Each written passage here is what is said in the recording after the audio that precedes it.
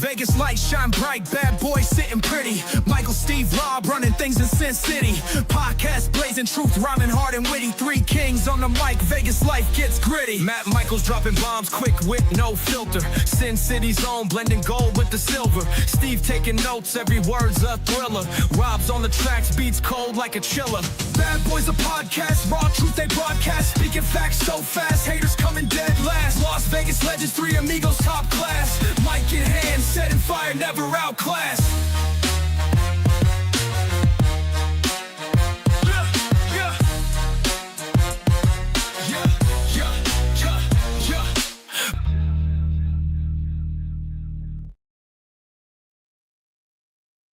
Michaels here along with Rob Trump Basilari. What is going on? Did you decide? Yeah, I can't decide. I figured I'm burying the lead, aren't I? Can we just let's go with can we go with Trump Basilari? Hey, it's a Trump Basilari. It's a me, Donald. Would you like to fight on my lawn? Hey, it'd be easy with that, or I'm going to get my favorite curse machine. Work for the Knicks. But the only one more powerful than Denhausen curse is the curse of Trump. Yeah. Well, at least your Knicks won, and fuck Carolina. Fuck Carolina. They can go suck their hurricanes and stick hockey poles up their, ice holes. Well, All right, so there's a wrestling show. What happened in wrestling? Was there? Oh boy, wrestling shows. Wow, multiple.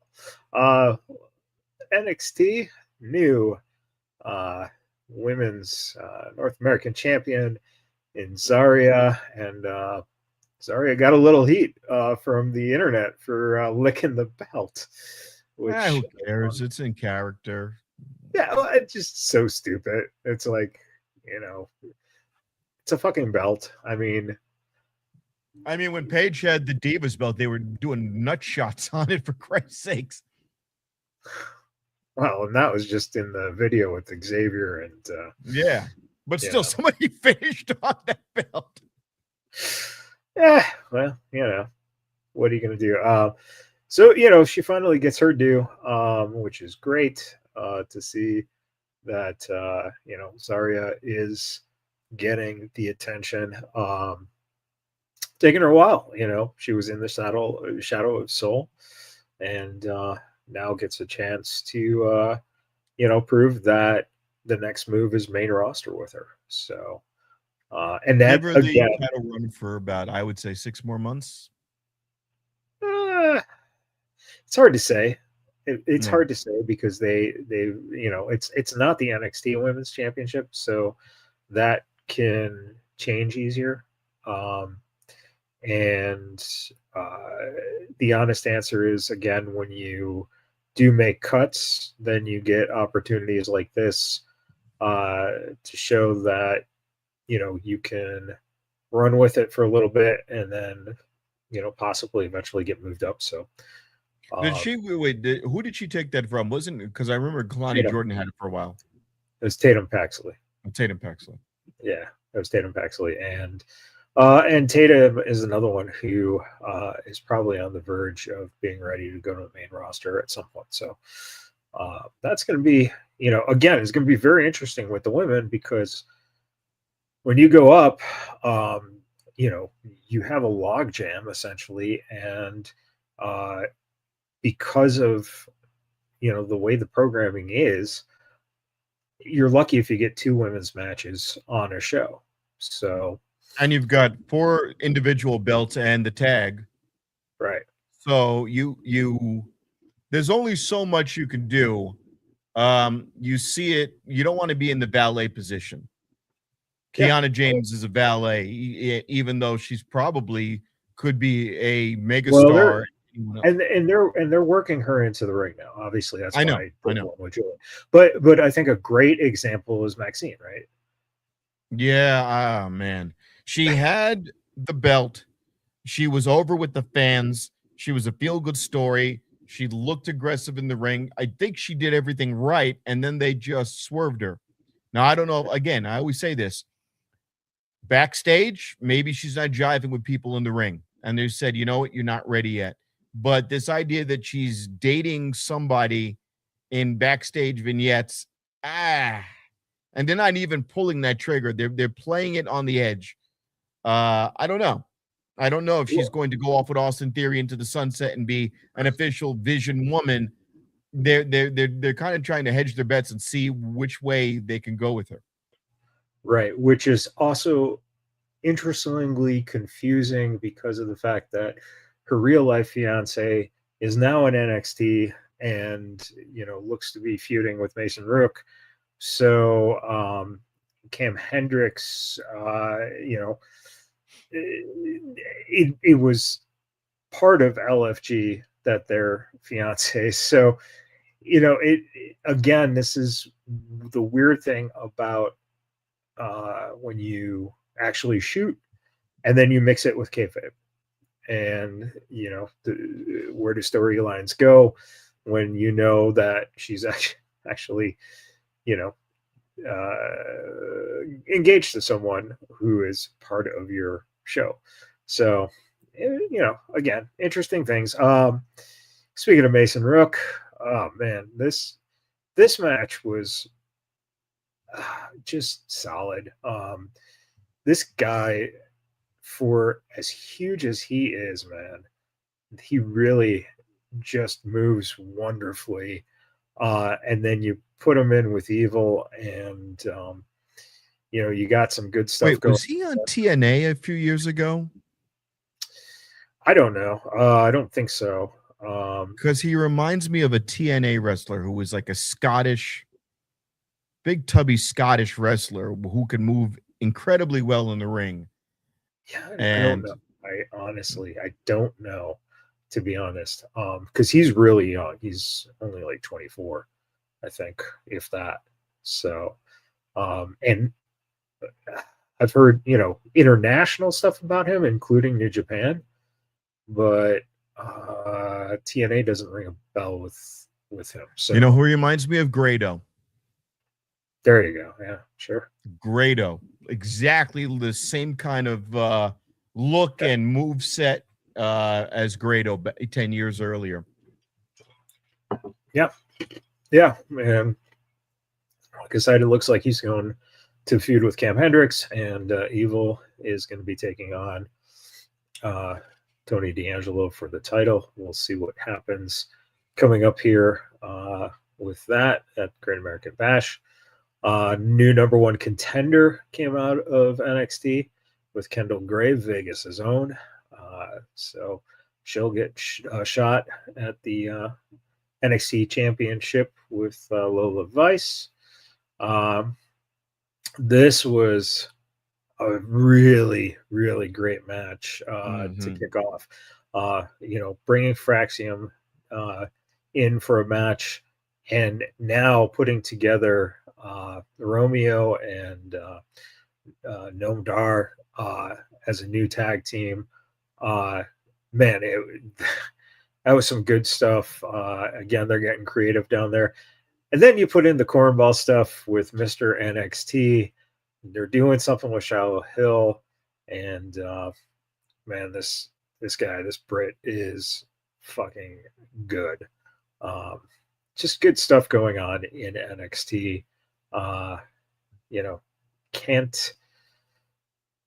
Can't say enough about the fact that they're really kind of using all aspects of Evolve and the ID program and LFG and everything to kind of come up with just this new thing for NXT. And then we shoot over to Night of the Champions, Charlotte and Liv is what we're going to be seeing. Interesting. Hmm. Also, Charlotte making out with the Crown, kind of hot. Yeah. Kinda hot. Liv Morgan being a double champion potentially could be very intriguing. And you invite the storyline of her screwing over her teammates who each could have had an opportunity. Yeah, but it was also thought, that potential of Dom and her as king and queen, and we know. Yeah, that's not gonna happen. that didn't happen Yeah. now. So, yeah, it's going to be interesting to see what they do, and also, do you give Charlotte the win so that whoever Charlotte goes against, because we know we'll get to it in a second, EO is going to be the person. So, do you not think EO versus Charlotte would be just fucking money? More so It than would Liv. work. It would work because they're both very athletic. EO is a high flyer and has great in-ring mat work. Yeah. And Charlotte, a great fucking too. Yeah, she's a great. I think in terms of Liv, Liv is character driven. So Yes. that's. But that's the thing. Once Charlotte gets the belt, it's not that she doesn't physically deserve it for accolades in the ring. Once she gets the belt, the story falls flat. It will fizzle quickly. Well, she doesn't have to get the belt, but she can prance be the around queen. as the queen. If she does the queen thing and then butts heads with Alexa Bliss, now you have a story that can carry you through the summer. And we've also already seen the seeds too between her and Rhea. I mean, that's been kind of a thread. So, it's almost like that three-way story is kind of going to be what they're focusing on. And then Jey Uso. Oh my God, the internet killer. I mean, you talk about a guy who just generates beautiful, beautiful heat now on the internet for people just hating on him. It's amazing. He on Raw came out to mixed cheers and boos, and he didn't know what to do. He was like, my thing with him was when he first came out, he wasn't really good on the mic. Yeah. And he was always kind of doing weird facial expressions, just kind of not focused. Now he's focused. Now the beef that he has with Jacob Fatu is incredible. Yeah. I'm liking where they're going with this. It's not a unified bloodline. They're making Jacob Fatu the right-hand man because they never gave. We'll get there in a second because, we're almost at Raw. So I know that's the hard thing about all these intertwining back and forth stories. Yeah, it's just. Yeah. But this one, this is pretty fucking great. Of course, Gunther names Sammy as the referee. And Cody, basically has to bite his tongue as he turns around and Sammy's there because Sammy's unstable. Here's my thing with this. Are we ever going to give this guy the belt? I don't know. If you give him the belt, if you give him the belt as a heel, I cannot imagine a scenario where he wins it clean in the ring in any matches. It's going to be a shit show of him just ducking people for a few months on end. If you don't give him the belt, you've wasted everybody's time where he's just obnoxious again. And it's got a little bit of life to it. It has a little bit of life to it. I think you kind of have to, though, because you've got nowhere to go with him. Well, and also the fans, you want to talk about how the fans don't have a say, and then in some things they do have a say, right? And this one, they've had kind of their say is, we don't want this guy. And it's a weird mix of go away heat with they, the idea of the character, I think the best part about the character is the fact that he's getting advice from a passed out Johnny Gargano. Right. And yeah, can we just get Johnny Gargano? Just make a dummy of him. Dude is the luckiest guy in the world right now to just lay down and collect a paycheck.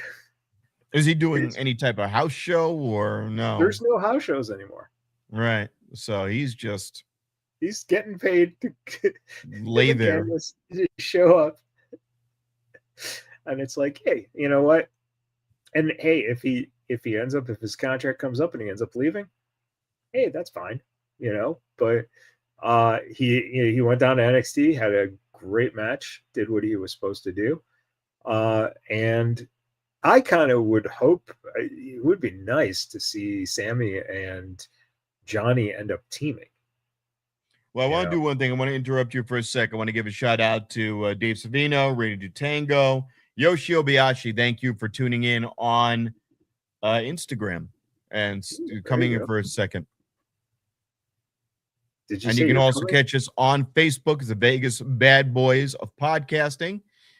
And I'm on YouTube, BOCE Comedy. So you've got a few platforms in which to watch us. There you go. All right. Speaking of platforms, Dan Housen has found his platform. Oh my God, this fucking no bit. Eyebrows. I love it. No eyebrows, the streak like Freakazoid. And then Kit Wilson fucking gets toasted too. I mean, that is just brilliant. It's just fucking awesome. Miz is the best worker of all damn time. You could tell him to do something, he'll do it, and he'll sell it. And that's what I love about him. Yep, absolutely. You cannot. It was almost like the foreshadowing. It was like, oh yeah, why don't I team you up with the Miz? Yes, now you've teamed them up with the Miz, and those two, it's like a binary planet. You're just circling around each other, making it better, and then you threw Kit Wilson in there, right? Which he is lucking into the fact that when you have a tag team partner who goes out with an injury that's going to keep him up as long as possibly a year, Kid is at least getting an opportunity to work. So he started off with the poetry, but then tailing the Miz and not officially being. WWE will do this trope where you're not officially in yet. You're like you're an apprentice forever. They did that with Grayson Waller and the New Day.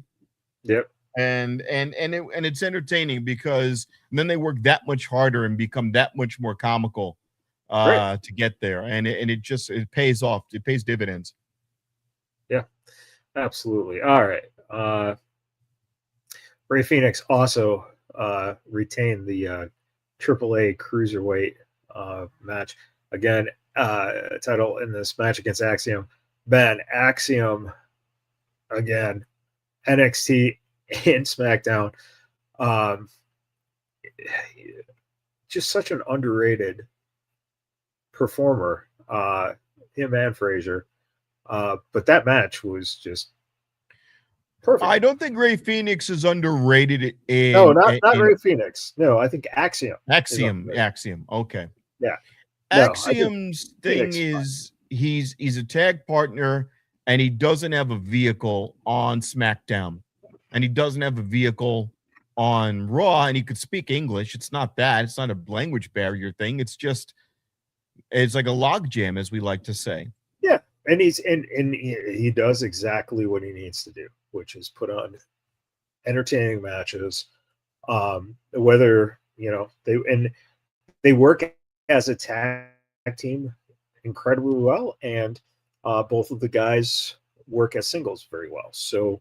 Therefore, to me, he's like valuable. A hologram. And hologram came later, but he's similar to the hologram, except that he could speak. But that's that same, a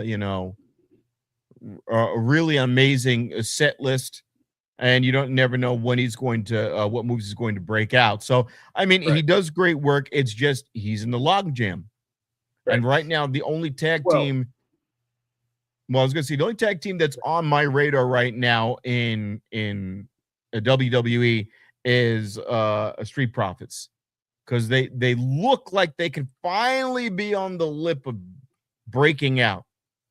Yeah, it depends.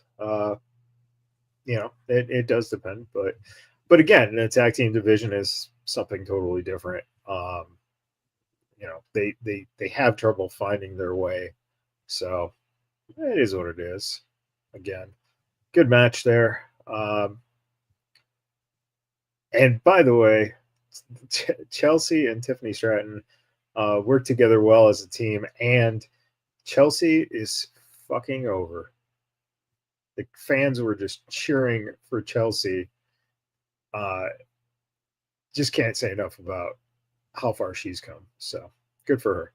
All right, there we go. Here's your Raw. Here's your new your Uma Fallon Foolin thing around Jacob's neck, and of course, why not take out Eric Andre? Eric Andre's a good seller. Well, fucking great.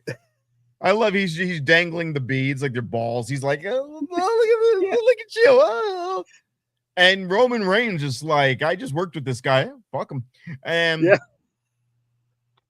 Roman Reigns is completely where he needs to be right now. Yeah. I like him now, by the way. Notice their beards are not gray anymore. Somebody had to fucking tell them, you can't look like you're fucking 50 years old. Could you guys fix that? We're trying to sell some toys over here, sell some tickets, some photos, some merch. Well, that's probably why. You're right. It's like it was Mattel that went, it costs extra to put the gray into the beards. Can we just go with straight black? Yeah, you got fucking Jimmy Uso with a fucking rat tail that's different colors every week, depending on what show he's on. I like how they're referring to them now as the twins. He's marginalizing the shit out of them. Right. And it is good writing because you could see that Jacob Fatu is the right-hand man. They're not the twins aren't getting it done in the ring. And could we potentially see again a split where the two of the twins take on Jacob and Roman in some form. So interesting. And then you had Io, like we said. And so I mean, you got two interesting choices here, because if you go with Charlotte, again, that story with Rhea, but if you go with Io, there's another story with Charlotte, and Charlotte and Io have had, or Io and Rhea have had incredibly strong fucking matches. That would be a great fucking championship match, and to have her beat Rhea would be, I think, top of the line. That would be fucking amazing. Also, you then get the opportunity to turn somebody. Yeah. Sure. You have the opportunity to turn Rhea heel if you want to eject that parachute. Or just have it a straight up match. Yeah, and you do the respect, where Rhea lets her shine, gives her the belt and then leaves the ring and lets her shine. So because that's what they did when it was Charlotte Flair's opportunity. She just rolled out of the ring, grabbed herself and started laughing and crying at the same time. Yeah. Or you could do the old, hey, you won, Io, and then look at her, give her the filthy look and clock her. Right. Or give mommy is not a background dancer, blah, blah, blah, blah, blah. Give her a hug and then have The Rock come out and give her a nod. Yep. And then we could have Rhea go to the ring with Travis Scott. Yeah. Hey, this guy won. All right. So, Oba's either going against Jovan or Jay. So if he gets fucked over, he's got to get fucked over. He can't win. Right. He can't win King of the Ring. And they already had him on the mic comment about the fact that Brock wasn't there to screw him over, although people thought he would be. So therefore, would it not make sense that, potentially, unfortunately, Jey Uso? But now, does that set up, if Jey wins the King of the Ring, does that not set up Jey versus Roman? Well, no, he said he wanted to go in a promo that he would go after Cody. Cody, right. Now, here's my thing. You know what I've said 1,000 times? I'd like there to be a unified bloodline. You've got Solo Sikoa drowning over there on SmackDown, looking like a goofball. You could have Jey Uso go over there, and there's a few ways. You could go really bizarre and have him take over MFT or something with Solo Sikoa where he gets the belt over there on SmackDown and breaks off. I don't know. Yeah, I mean, possibly. There's a lot of different ways you could go if you pull the J trigger. He's talking a lot. He's violent. He's angry. He's, Jimmy's trying to be the peacemaker. Jey is like not having it. Then you still have LA Knight floating around. Right. And he's a disruptor. That's the best he can be right now is a disruptor. Yeah. Well, again, we'll see. And, we'll see where they're headed because there's again, different alleyways that, you can go down and some might lead to the Blue Oyster. So. All right. Speaking of the Blue Oyster, hey, Kenny Omega. Kenny Omega he's looking his age, and and to see him start to get glimpses where he gets a little burst of energy, he doesn't look as gloomy as he did 3 weeks ago. Yeah. So he went against Bad Dude Tito, again, friend of the show, and FSW former tag team champion, and someone who it's made his way through the ranks here. Overall, Collision Dynamite this week. Myron Reed is getting. Oh yeah, oh that was great. That's taking a bump, and she just grinds her feet into it. Yeah. Glass, of course, it's candy, whatever the frick they use, sugar glass, and all sorts of thumbtacks. And honest to God, it didn't even phase her at all. She did have thumbtacks in her feet. The Death Riders are on top of the world over there. Yeah. They could go a notch further, but it really is the two hemispheres of the Death Riders and the Don Callis family. Yeah. And the Don Callis family with Kevin Knight, he's putting other people to the back burner. Love it. You've got Protocada. Great. They're going back after the Intercontinental belt. There's a lot happening over there right now, and it's a lot of good storyline. Seeds are being planted. And MJF is got bullseyes from all directions. So heels are coming after MJF. That's what I like. Heels are coming after him. Yeah, and more of that. That's good. Because now he either cowers or he becomes a baby face, or he gets a crew of his own. Well, and I just think one of the things that I think that wrestling can use more of, and it has a hard time because fans do dictate a lot of the reaction being, if they end up liking you, now you're a face, right? I think the idea have to be. Well, but it's hard not to, right? Austin was the biggest example, huge heel, so popular, they have to make him a face. But Austin really, at the heart of it, was the first character that one of the first characters you could actually point to and say he didn't need to be face or heel. Just whoever came in the ring, I'm gonna kick your ass.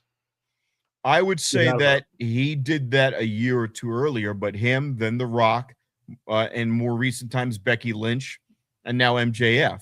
Yeah. But MJF is interesting because he would go to the Don Callis family as if they were hired assassins, and now Kevin Knight's going, "I'm coming after you, MJF."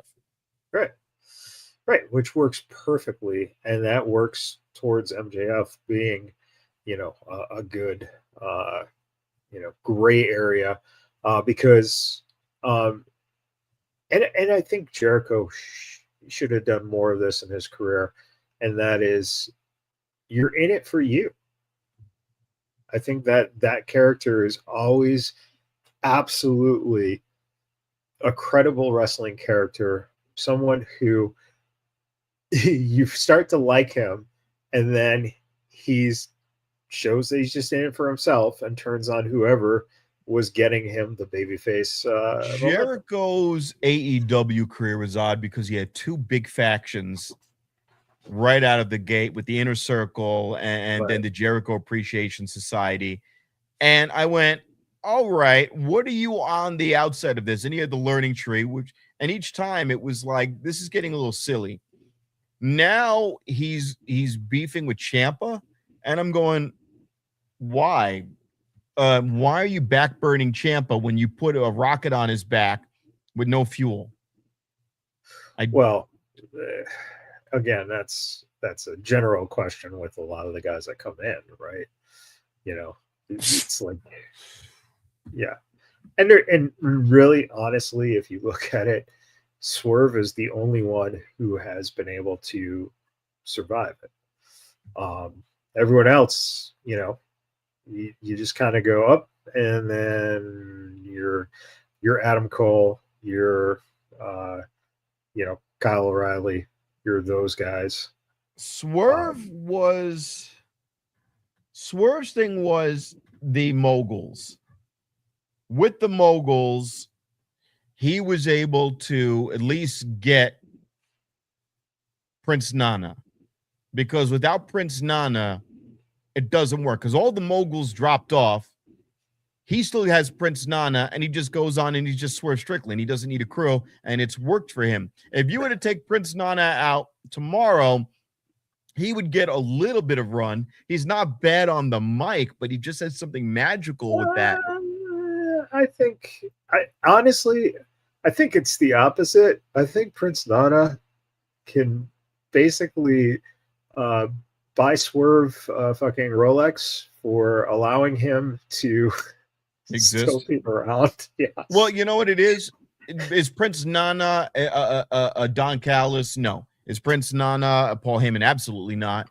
But he's not even a Stokely half-boy. No, but I like him. I just like him. And then a couple of times where he was in trouble, who came out with a freaking, a Lincoln Navigator to run somebody over? Nana. Yeah. It's the shucking and jiving crap, but it works for some reason. It just works, and I like it. It's the modern day Slick. Yeah. And I like it. Is he Virgil? No, he's something all to his own. Fuck it, go with it. Ride it till the wheels fall off. Well, and I think that honestly, the pinnacle of it, you at some point, him turning on Swerve would just be the beauty of it, right? Especially if you find a young, good talent that nobody sees it coming, where this is the next guy you can develop, and Nana is guiding him, and now Swerve is basically making the next guy, which would be nice. So yeah. All right. That might be, who can say? When it's WWE, we look to NXT to see what the future is going to look like, and sometimes TNA. But with AEW, it's kind of hard to see, in my mind, where they're going to pick from next. Right, and you literally have to look at, like I think Knight would have been the perfect one. You put him with Callis. I think you kind of blew that. I think Hobbs would have been a good one, but he walks. So you kind of have to Hobbs's look problem at was it was start stop start stop start stop right, start right, stop. right, and that's why if you would have had something like that, maybe you could have done something with it. So Yeah. but again, the hard thing is that you have to look at you have to look at the indies, people who are gaining in the indies, people who get released by TNA or get released by NXT, or even WWE. Could you imagine if the New Day comes in? I'd say put him with the New Day, and there you go. Because if there's a shuck and jive tag team out there that would be perfect for him, that's it right there. Yeah. That would I want to see them there. You definitely do, and he would pair up with them nicely. Yeah. He would be perfect for them. Maybe even Swerve. Maybe put them with Swerve, and there's your the Swerve day. Swerve is very, very violent as of late within the last year and a half. Well, maybe we could put some violence into the New Day finally, and then it puts some freshness into their fucking. And it'll be called the Day of Reckoning, and they'll wear purple all the time. I don't know. I like Swerve Day. I know. Yeah, Swerve Day. Like it's Swerve Day. Watch Prince Nana try to shuck and jive to that. Right. Well. All right. Hey. Any thoughts on what took place on the White House lawn? Oh boy. I tell you what, I'm going to give you a moment to collect your thoughts, and you can tell me what you think about it. I think I might have someone who has a unique perspective. Hold on. This guy right here, Roman Reigns, was at the White House. So was Triple H. I believe. I know Jake Hager was there. Sid Bodie was there. So the wrestling world was definitely represented at the White House. So I know. I think I might have someone who has a perspective, but I gotta get him. Oh, okay. Well, you know what? Do you have the ups and downs? The picks next week, the over and unders. Sure. I guess I can.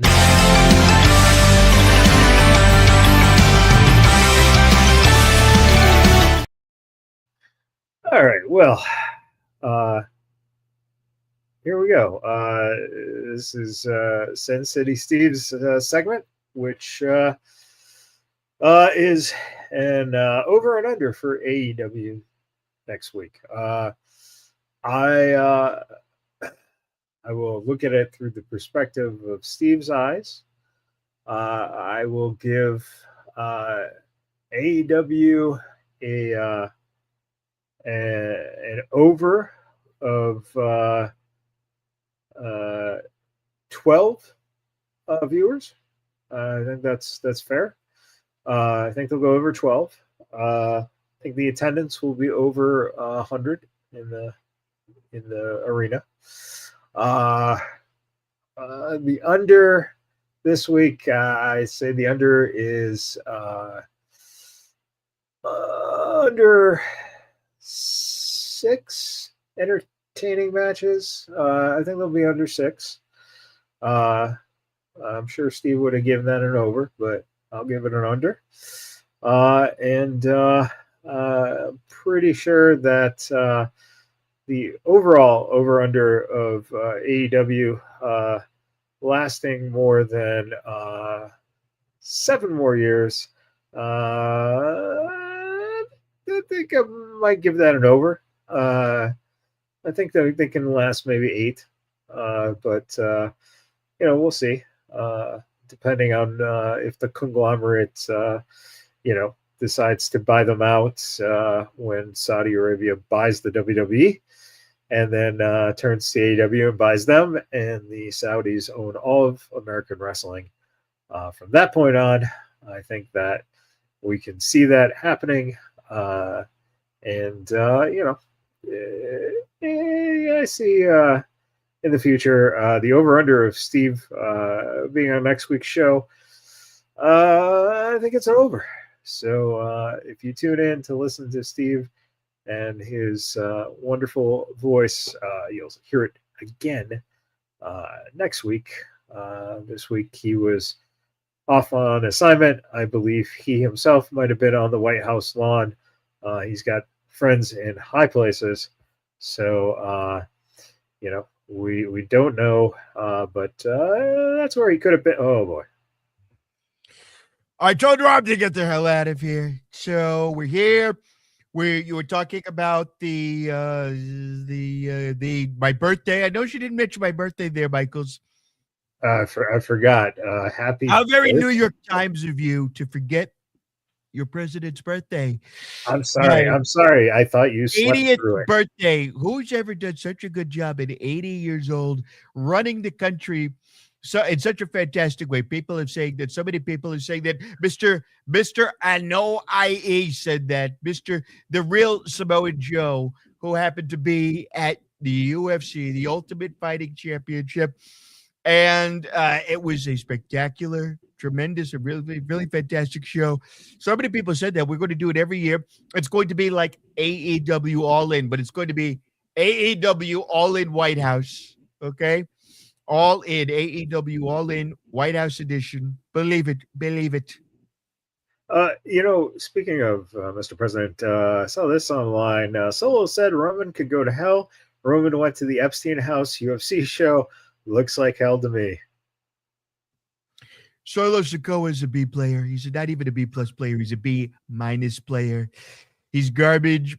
He dresses up like what kind of hitman wears penny loafers? What kind of hitman wears suede loafers? Okay, what does he do? What is he? Attention came out sharp. He's a loser. He's a loser. He's a garbage player. Okay, he's trash. He's a friend of the show, Mr. President. He's a friend of the show, Mr. President. Just to let you know. Solo Sikoa. Yeah. So long, Mr. Sikoa, friend of the show. Why not a friend of the show? You know what? As a friend, you should tell him to buy some dress shoes and actually look like he can kick someone's ass, okay? He has all this time to make his hair look blonde for the camera. Who does that? I don't know. So you had a little controversy on the lawn there. Should UFC fighters be mentioning? Excuse me. What controversy? There were no controversies. We had an amazing UFC show. It was the biggest draw of a, what do they call it? The premium live event. We're calling them FLE, Fantastic Live Event. Okay, Fantastic Live Event. Oof. One of the fighters did mention a certain ex-president's first lady actually being a man. Well, they were talking about Big Mike, and we're not talking about The Miz. We're talking about Michelle Hussein Obama.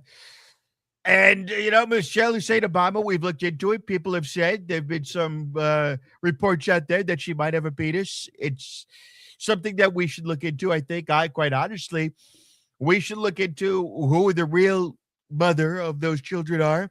If they were grown in a Wuhan lab, maybe the Obama's children were grown in a Wuhan lab. It's possible. People are saying, a lot of people have said, maybe we should look into that. Maybe they're test tube babies. I don't know.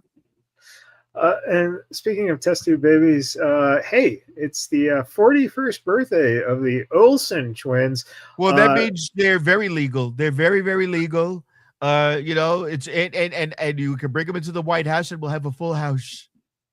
Were they on the island? They're 41 years old. They still look like they're 15. I call that the island of relevancy. Where have we heard that before? The island of relevancy. All right. Since we have you, we're just going to keep you around here for our next little segment here.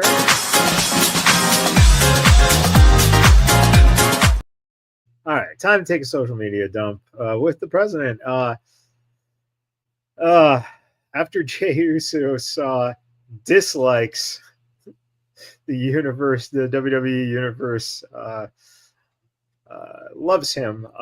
He said they love him. What do you think, Mr. President? Jey Uso getting all this hate and then having to playfully banter that the WWE. Well, we had a Newsmax poll. And it turns out that he had an 81% approval rating amongst Samoan wrestlers. That's 81%. We've never seen anything that high before. And it shows that the media is biased. It's very rigged. It's very fixed. They treat him very unfairly. Last week, they were shouting for him and, screaming oos and all that. And now the crowd isn't very oosy. Isn't that something? The crowd isn't very oosy. So sad what they've done to him. Trick Williams calls his Mount Rushmore The Rock, Stone Cold Steve Austin, Booker T, and Razor Ramon. Is there anyone on this that he left off of his Mount Rushmore of pro wrestling? Well, he's got to do The Rock and Booker T because they have quotas. He's got a quota he's to fill. And then Stone Cold Steve Austin is still alive. And Razor Ramon, I don't know why he would have Chico on there. I think Razor Ramon's last name is like, Razor Jablonski. He's not even Latino, He's like a Midwesterner guy. He's probably from Wisconsin or some shit. I don't know who the hell knows. I don't know about that. I would have had Ric Flair. Ric Flair has the right look. He looks like a champion. He acts like a champion. Maybe Hulk Hogan, who is also quite honestly very unfairly. They've done so many horrible things to Mr. Hogan, and he deserves to be on the Mount Rushmore.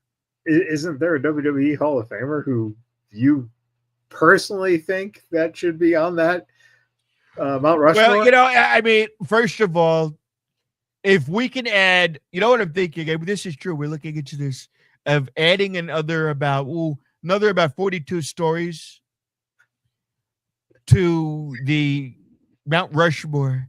We're going to put another mountain on top of Mount Rushmore so we can add, so there can be a Donald Trump on top of the other people. And we're going to call it the Donald Trump Rushmore Mountain. It's going to be the Donald Trump and Rushmore Mountain.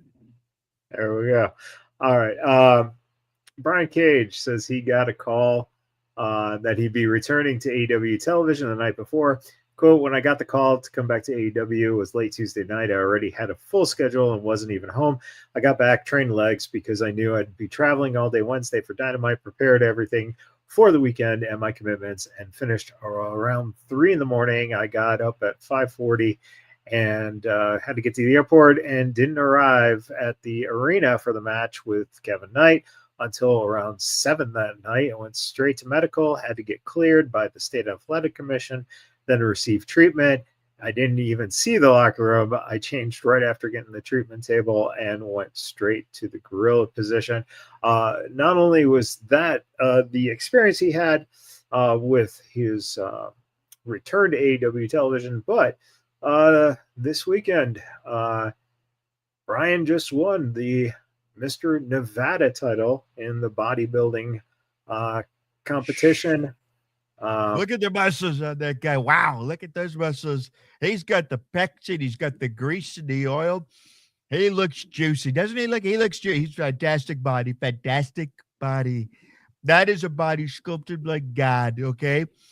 If I could sculpt a body, that's what I would want it to look like. It would be almost as good as mine. Almost as good as mine. Yeah, I was going to say, does it give you a running or is it, in competition? But well, when I was little bit younger, a little bit younger. He would have looked almost as good as me when I was in. People don't talk about my service in the armed forces as a cadet Trump, and they'd never seen a body like that before. They said, "Wow, look at his traps, look at his lats, look at his glutes, They said, "Wow, those are some glutes." You know, no glutes. To get glutes like that, you can't have glutes. You know what I mean? You know, you get it. You get it. All right. The New York Knicks have won the championship in WWE. That's not Danhausen. What was that? That wasn't Danhausen. That was the Crow. What was that? That's the Crow. That's Sting. And Danhausen is his own Knicks merchandise on WWE.com. Just a fantastic story. You were at the game. Coincidentally, it was the only game they lost. Well, you know, it's they didn't play their hardest. They choked in the fourth quarter, which the Knicks were known for doing for 53 years. And then I said to them that if you don't win the following game, that you won't be allowed to come back from San Antonio. And it is quite possible that some of them are Dominican. So they won, and we're going to give them a stay of deportation. There we go. This was the 20th anniversary of ECW's second one-night stand where Cena took on Rob Van Dam and RVD left with the title that night. Any memories of that, Mr. President? Well, he was not the peacemaker that night. I remember Rob Van Dam. I remember his beautiful wife too. She was on a plane with me, and we were watching it closed caption, closed circuit. And she looked and she said, well, first she said, and then she said, I think I'm going to marry that guy one day. And I said, we'll look into that. We'll look into that. Oh, God. Chris Bay hanging out with CM Punk. That's some good stuff there. We got some. What is his spine looking at? We want to give a special shout out to Chris Bay. Would love to see him back in the ring one day. You're doing fantastic work. You have a great physique. Keep up the good work. And I like this anime stuff. Look at this. Stone Cold The Rock. The Giants. Good. Oh, we love Mr. Hogan. We love Hulk. The Hulkster. Kurt Angle. Looking like Captain America. Yep. And then, okay. So, Outlive You texted, why haven't we seen Jordan Grace? Miss her. Blake Monroe texted back, I ate her. And Jordan Grace texted back, Happy Pride. Well, that would be a three-way with Jonathan Gresham, and we're going to see a lot of mulatto anchor babies. So I don't know about that one. What happened to poor Jade Cargill and her wig? Well, you know, she wasn't a real blonde. The carpet didn't match the drapes, and the drapes fell off. And hopefully the carpet does match the drapes in real life. We're looking into it. We're looking into it. Between her and Don Callis' teeth, a lot of stuff is falling off. And this might be the only way LA Knight wins a world title in WWE. Loser, yeah. And I hear he doesn't tip well. Somebody told me that he doesn't tip very well. I don't know. I don't know where I heard that from. You know, there's a lot of stuff that goes on in this world that you have to look over, and that might make you worry sometimes. But this guy is the ultimate warrior. You know, that's he's not like the commander-in-chief. He's not the commander-in-chief. I've got lots and lots of things to worry about, and I don't look like that. And maybe one of the best books ever written, Horton Hears a Woo. Whoa. All right. Finally, this week, Or how do you like my Corey Graves impersonation? who? Exactly. Woo! This week, I believe a fan of the show did something. I can't confirm if this is real or not real, but I believe that, yep, there it is. A Rob Trump tattoo. Boy, I don't know if someone here in Vegas got that. I don't know why the American flag is backwards. Somebody should have told her that the American flag is backwards, but I like it. It's good work. He's doing some good work, and the Vegas bad boys and the backwards American flag. I don't know about that one, but not bad, not bad. Speaking of Rob Trump, where can people see him this week? Well, it's 9:00, and tonight we're going to be at Ola Abibi at 1151 South Casino Center Drive, if I'm not mistaken, off of Charleston, Las Vegas. I'm going to be crashing Bill TC and Skippy Sprinkles show tomorrow and Wednesday at Rick's Rolling Smoke by the Pawn Star set. So I'm going to crash that place, and maybe you'll get to see your president. Skippy Sprinkles. That's the name of the comedian. That's his name too. It's on his ID. Skippy Sprinkles. That is his legal first and last name. Oh God. Oh my God. Well, there you go. Stop by the Pawn Stars next door area and see the president. And we had a wonderful show. I want to give a special shout out to Lip Lock, comedian Lip Lock, for Laugh or Trash notoriety. And we were also featured. You got to see the president at Nuo. So thank you, Gabe Lopez, for the honor of having your president at Nuo. There you go. All right. As Steve would say, thank you for joining us. And boom, tank, Steve. And there we go. A tribute to the troops. Yes, thank you very much, everyone who served this country on foreign and domestic lands, as Steve says. Thank you, and of course, Rep Sports. Look at that! You use the golden code Vegas, and when you're peeing, when you go to Rep Sports, you'll get the supplement. You'll get 10% off with code Vegas, and you'll be peeing even better. You'll have a tremendous flow. It will be a flow like never before seen. They held back on a lot of what they could do. Dude! Did any of you have a great time tonight? Yeah! With that, everybody, thank you for hanging out. We'll do it all again next week. Till then, happy wrestling. Rolling up the strip under neon lights. Podcast mics glowing in the desert nights. Matt and Michael's leading with the swagger tight. Sin City Steve right by your side. Alright. Rob Butcher, Larry dropping truths, no fear. Broadcasting stories, make it loud and clear. From the Fremont edges to the Bellagio sphere. These bad boys rule, let me make that clear. Vegas bad boys tearing up the scene. To Matt Michaels and the Vegas Boys of Podcast.